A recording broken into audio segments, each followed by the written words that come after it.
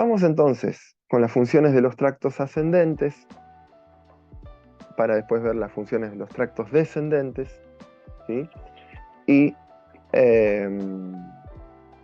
meramente para ver los conceptos, ¿sí? ¿Concepto de qué? Concepto de vía. Una vía es justamente un espacio, si se quiere, por el cual circunda o transcurre algo.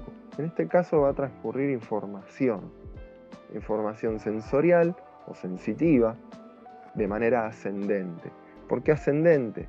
Porque todo lo que es aferente tiende a ascender hasta nivel cortical, donde va a ser el último eslabón o la última estación donde se procesa información. En otra ocasión hemos visto los diferentes tipos de aferencias a partir de diferentes receptores, ¿sí?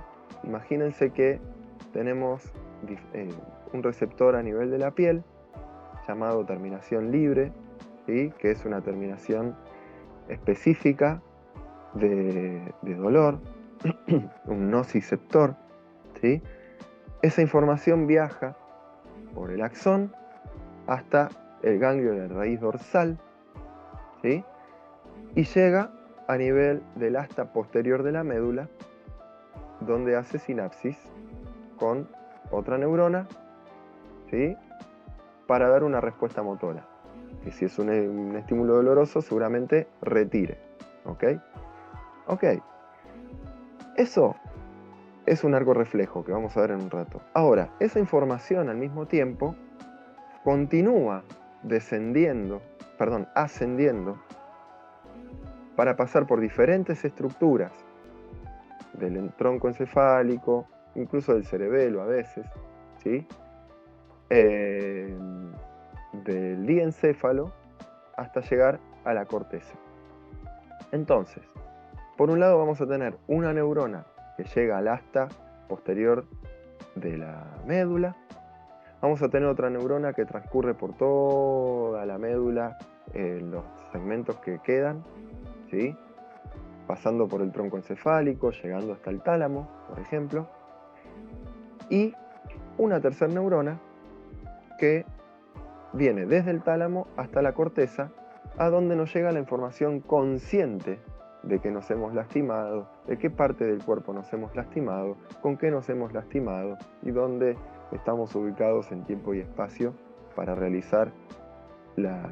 realizado el gesto de retirada que se hizo de manera refleja, ¿sí? Entonces, un tracto ascendente va a ser siempre una vía que reciba información, ya sea propia, o sea, propioceptiva, interoceptiva o esteroceptiva, o sea, del medio que nos circunda, para llegar a realizar diferentes tipos de aferencias en diferentes segmentos y estructuras del sistema nervioso central, ¿sí? La vía que acabamos de describir es, por ejemplo, la termoalgésica, ¿sí? Una vía que envía información de temperatura o dolor a diferentes estructuras del sistema nervioso central. Por el contrario, una vía descendente o un tracto descendente es aquel o aquella que envía información motora a un músculo efector, por ejemplo, ¿sí? Esa vía descendente puede estar originada meramente por el deseo de querer moverme o el deseo de querer alcanzar algo, la propia voluntad. O bien puede ser una respuesta a un estímulo determinado. Si es una respuesta a un estímulo determinado, a veces puede darse de manera refleja, ¿sí?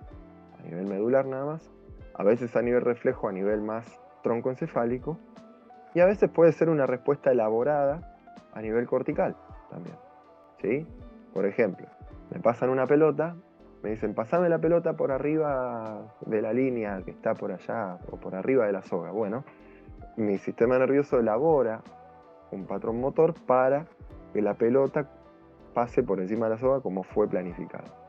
Todo eso viaja por una vía descendente a partir de un tracto córtico espinal, es decir, desde la corteza motora desciende a nivel del bulbo raquídeo, ¿sí?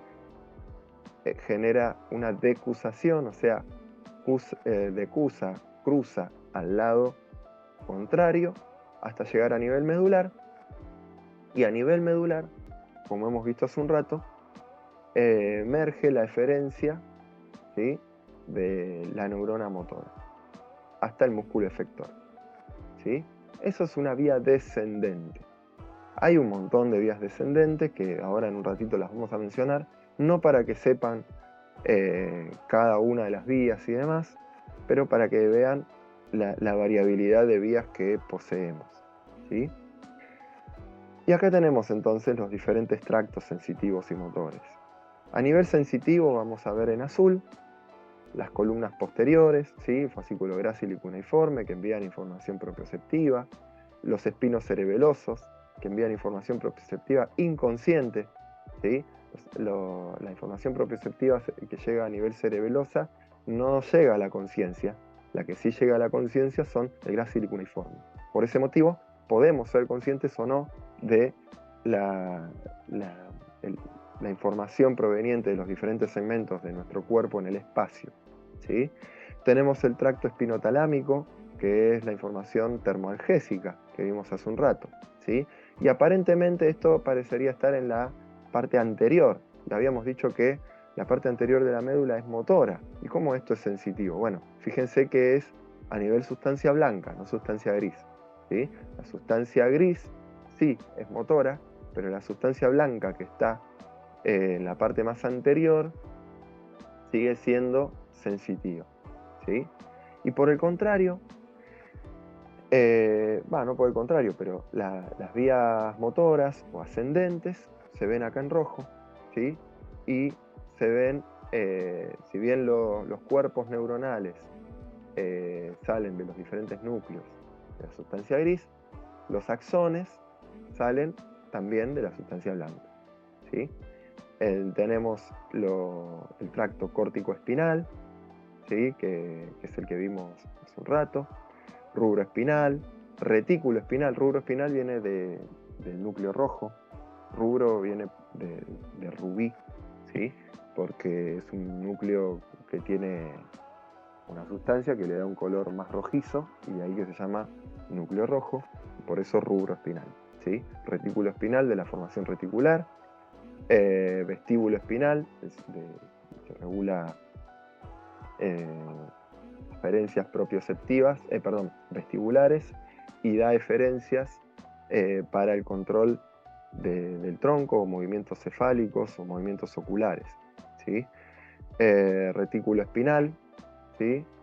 También, que la formación reticular es una estructura que atraviesa todo el tronco encefálico y regula, para que se den una idea, lo que es sueño-vigilia, por ejemplo, ¿sí? Pero también regula tono postural, ¿sí? Volvemos a ver acá la fisura media anterior, ¿sí?, lo que da cuenta de que esta es la parte anterior de la médula, ¿sí? Muy bien. Así que tenemos tractos sensitivos, que son ascendentes, y tractos motores, que son descendentes. Y finalmente vamos a terminar con el arco reflejo, ¿sí?, que a grandes rasgos un reflejo es una respuesta involuntaria, ¿sí? Que sea involuntaria no significa que sea inconsciente siempre. Uno puede ser consciente, pero que no sea voluntaria, y a la vez puede ser inconsciente, ¿sí? Lo cierto es que para que haya un reflejo tiene que haber un receptor, ¿sí?, un órgano receptor, una neurona sensitiva por la cual viaje esa información, ¿sí?, por el axón, una neurona con la cual se haga sinapsis, ¿sí?, o un centro integrador, y esa neurona en la cual se hizo sinapsis, con la cual se hizo sinapsis, enviar una información eferente hasta un órgano efector, ¿sí? En este caso, vamos a ver el famoso reflejo rotuliano, ¿sí? Cuyo órgano efector va a ser el músculo cuádriceps.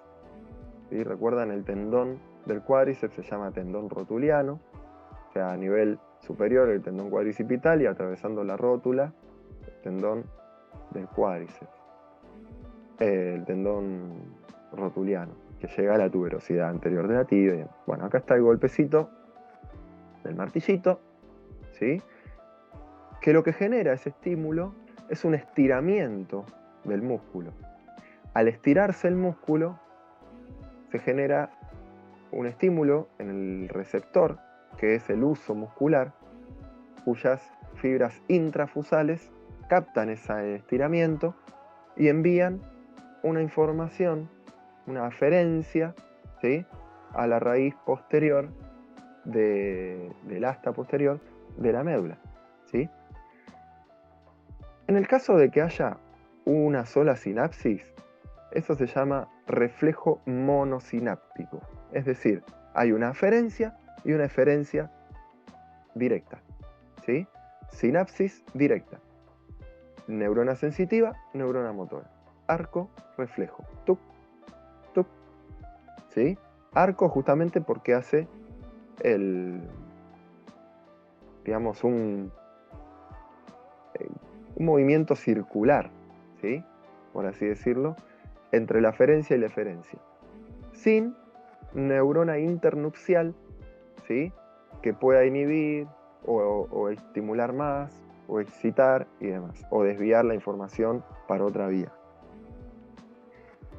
Sin embargo, puede haber reflejos que son polisinápticos, ¿sí? Yo hace un rato les di el ejemplo de ir caminando por la playa, ¿sí?